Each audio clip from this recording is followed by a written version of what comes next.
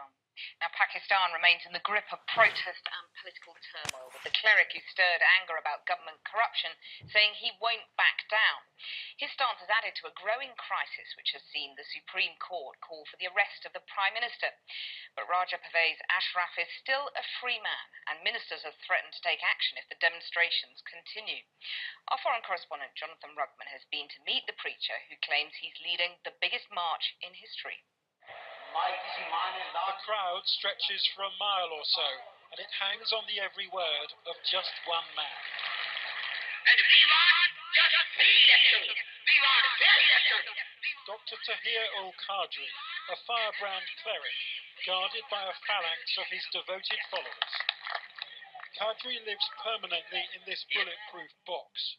His supporters fear for his life because he's spoken out against the Taliban.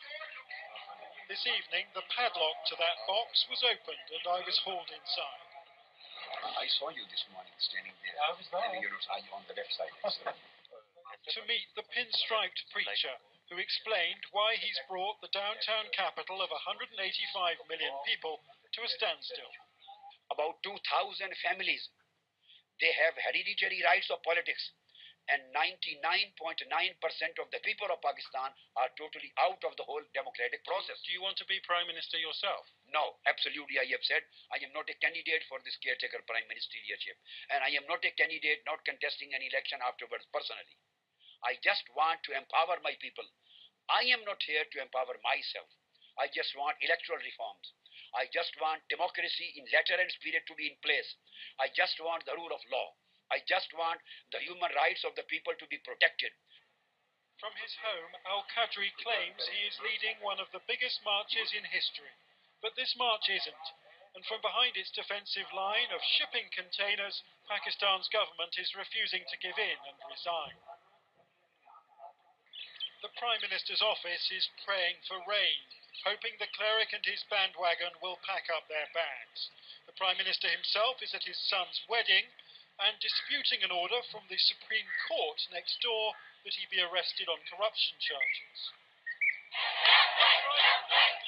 But the crowds demanding change are also refusing to budge, even though the government they want to oust was elected and Al-Qadri wasn't. Well, Tahir-ul-Qadri obviously has no legitimacy himself to say that. He is not a political leader. He is just leader of one seminary. He's got thousands of people on the streets. Well, he has got, I think the number of people with him are not more than 15 to 20,000. At one point, army helicopters buzzed the crowd. Al-Qadri's been accused of being a stooge of Pakistan's generals in search of a firmer grip on power, but he denies it.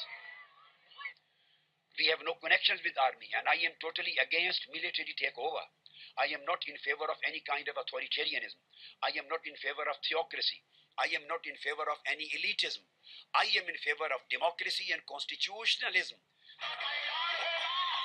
Pakistan's military may be the only people who can end this standoff, either by brokering a compromise with Dr Al-Qadri and his supporters so that they can go home, or by backing these protests and forcing the government from office early. But Dr Al-Qadri didn't strike me as in the mood for any compromise, and whatever's happening in the air, nobody has yet given ground. Jonathan Rugman, Channel 4 News, Islamabad. We're live now too, Jonathan. If you look at your crystal ball for a minute, how do you think this is going to play out?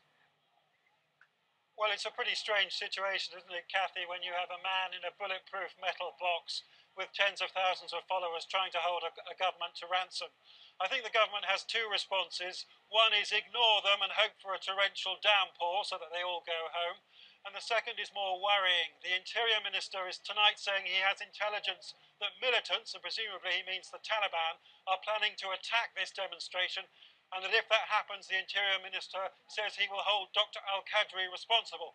Now, that may be scare tactics, but there again, that bulletproof box is not bomb-proof, and any threat has to be taken seriously. I think the army may be the only people who can mediate their way out of this crisis, but we don't know if they are going to pick up the phone, and if they don't, this crisis may continue for some time. Jonathan in Islamabad, thank you very much. John.